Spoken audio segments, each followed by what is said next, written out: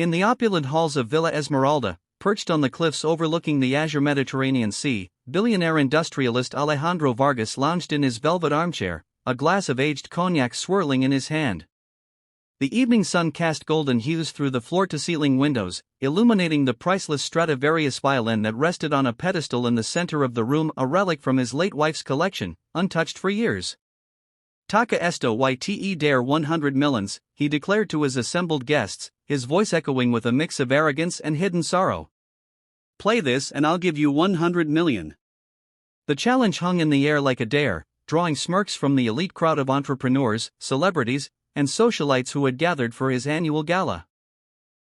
Little did Alejandro know, the true surprise would come not from the polished fingers of the wealthy, but from the unassuming hands of a young woman who knew the weight of humility far better than fortune. Maria Elena, the daughter of the villa's longtime maid, Rosa, had spent her life in the shadows of such grandeur. At 22, she worked odd jobs in the bustling streets of Barcelona to support her ailing mother, who had scrubbed these very floors for decades. Rosa's hands, once strong and nimble, now trembled from years of labor and the creeping grip of illness, a rare autoimmune disease that drained their meager savings faster than Maria could earn them. That night, Maria had come to help her mother with the event, her simple cotton dress a stark contrast to the glittering gowns around her. She lingered in the kitchen, wiping counters and avoiding the gaze of the guests, but the violin's melody haunted her thoughts. Music had been her secret refuge. Stolen moments in community centers where she practiced on borrowed instruments, her talent blooming like wildflowers in cracked sidewalks. As the guests took turns attempting the challenge, fumbling notes from amateur violinists and outright failures from those who feigned expertise, Maria felt a pull she couldn't ignore. The room buzzed with laughter and mockery as one by one, the challengers stepped down.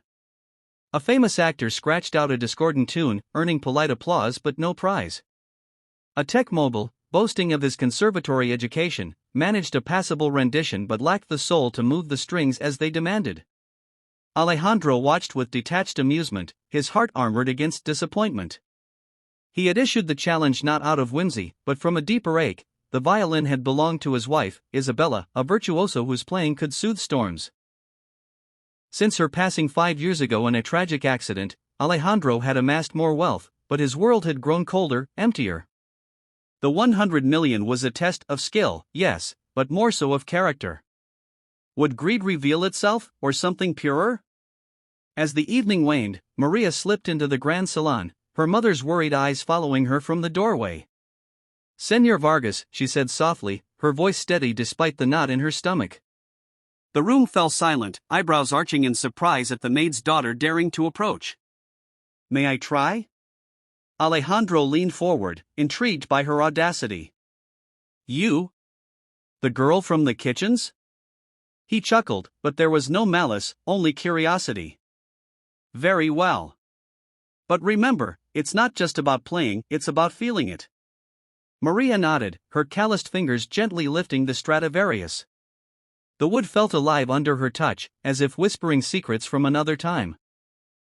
She closed her eyes, drawing the bow across the strings, and the first note soared, pure, haunting, weaving a tapestry of emotion that filled the room like a gentle rain. The melody was Vivaldi's Winter, but infused with a passion that transcended notes.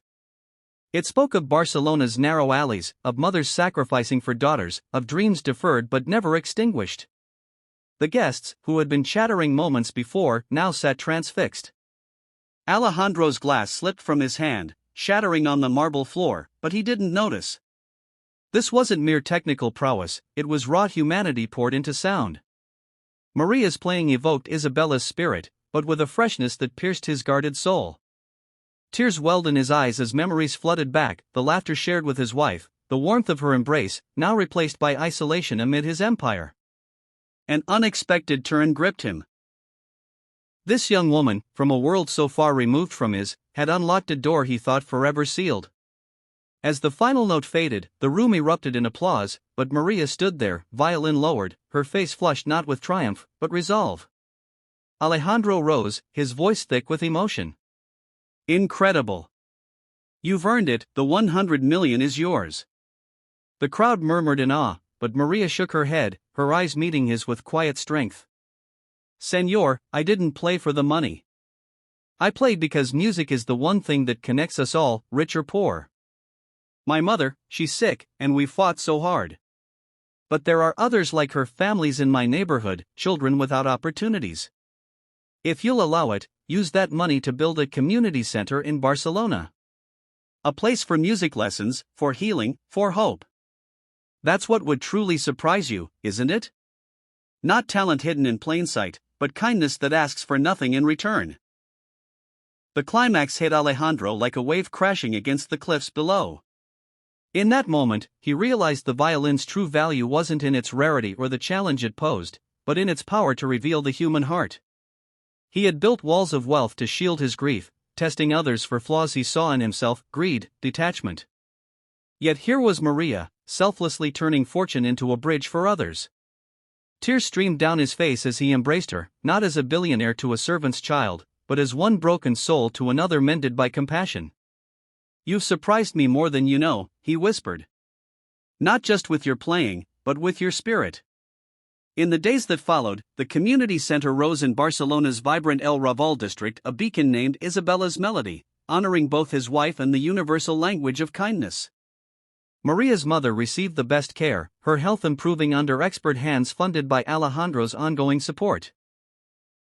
He visited often, no longer the distant tycoon, but a man rediscovering joy through acts of generosity.